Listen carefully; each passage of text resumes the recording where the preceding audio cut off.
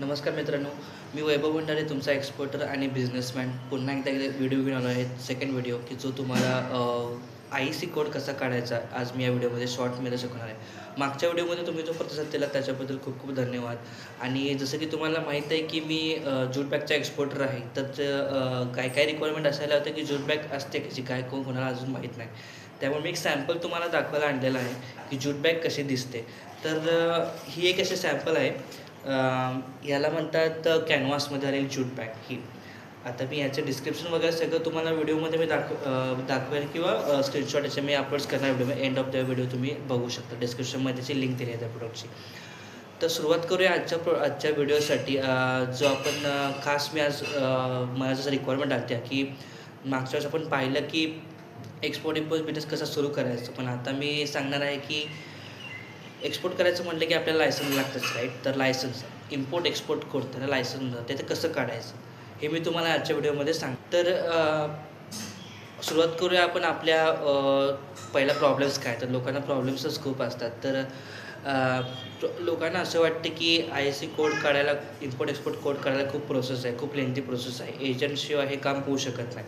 तर असं काही नाही आहे. तर ज्या मी तुम्हाला आता स्टेप्स सांगणार त्या तुम्ही जर तसं फॉलो केलं तर तुम्ही स्वतःहून सुद्धा अप्लाय करू शकता. तर इम्पोर्ट एक्सपोर्ट कोड कधी येतो फील्डमध्ये, म्हणजे याच्यासाठी आपल्याला काय काय रिक्वायरमेंट आहे. तर पहिला इम्पोर्ट एक्सपोर्ट कोड करण्यासाठी आपल्याकडे GST नंबर असणं आवश्यक आहे. ठीक आहे. आता मी GST रजिस्ट्रेशनसाठी दुसरा व्हिडिओ बनवेन, पण सध्या आता ICC स्टेप्स काय आहेत हे तुम्हाला मी सांगत आहे. तर GSTचा तुम्हाला रजिस्ट्रेशन नंबर सोबत ठेवा, तो आवश्यक आहे. तर याच्या स्टेप्स कशा आहेत, तर स्टेप्स बघा आपण कशा काढायच्या आहे, आपल्या काय स्टेप्स आहेत. तर सोल्युशनमध्ये मी तुम्हाला 5 स्टेप्स सांगेन. जसं की पहिली स्टेप मी तुम्हाला ऑलरेडी सांगितलीच आहे की GST रजिस्ट्रेशन ही फर्स्ट स्टेप. ठीक आहे. सेकंड स्टेप मी ॲज्युम करतो की तुमच्याकडे GST नंबर ऑलरेडी आहे, कारण की तुम्ही ऑलरेडी रिटेल आणि बिझनेसमॅन आहात. ठीक आहे.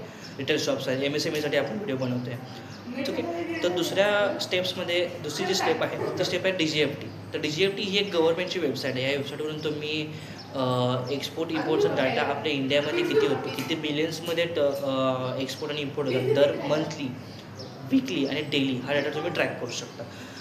www.dgft.gov.in ही वेबसाईट आहे. या वेबसाईटवर जाऊन आपल्याला IACसाठी अप्लाय करायचं, इम्पोर्ट एक्सपोर्ट कोर्ससाठी अप्लाय करायचं आहे. ठीक आहे. याची लिंक मी तुम्हाला डिस्क्रिप्शनमध्ये देईनच. आणि याचा एक स्क्रीनशॉट मी तुम्हाला आता व्हिडिओमध्ये दाखवला आहे की तो असा दिसतो. ही अशी लिंक, जर तुम्ही न्यू असाल आणि तुम्हाला माहीत नसली वेबसाईट कशी दिसते तर ही वेबसाईट स्क्रीनशॉटमध्ये अशी दिसते. तर पुढची तिसरी जी स्टेप्स आहे, तिसरी आणि चौथी, ती मी कंबाईन करून सांगतो जेणेकरून जास्त स्टेप्स नाही होणार. तर तिसरीच्या स्टेप्सला आपल्याकडे आपला पॅन नंबर वापरून आपल्याला फॉर्म भरायला लागतो. ठीक आहे. आता आणि पुढची जी स्टेप्स आहे ती चौथी, जी की म्हणजे आपले बिझनेस डिटेल्स, जे आपल्या बिझनेसचं लीगल नाव जे आहे. सेकंड आपले बँक अकाउंट दिसेल, आपले अकाउंट समरी, हे सगळं हे सोबत ठेवा. आणि ॲप्लाय DGFTच्या वेबसाईट गेल्यानंतर ॲप्लाय बटन जसं क्लिक करता त्यावेळेस फॉर्म मोबाईल बनतो.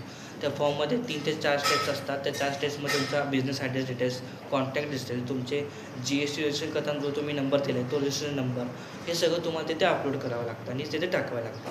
ही झाली तुमची चौथी स्टेप. ओके.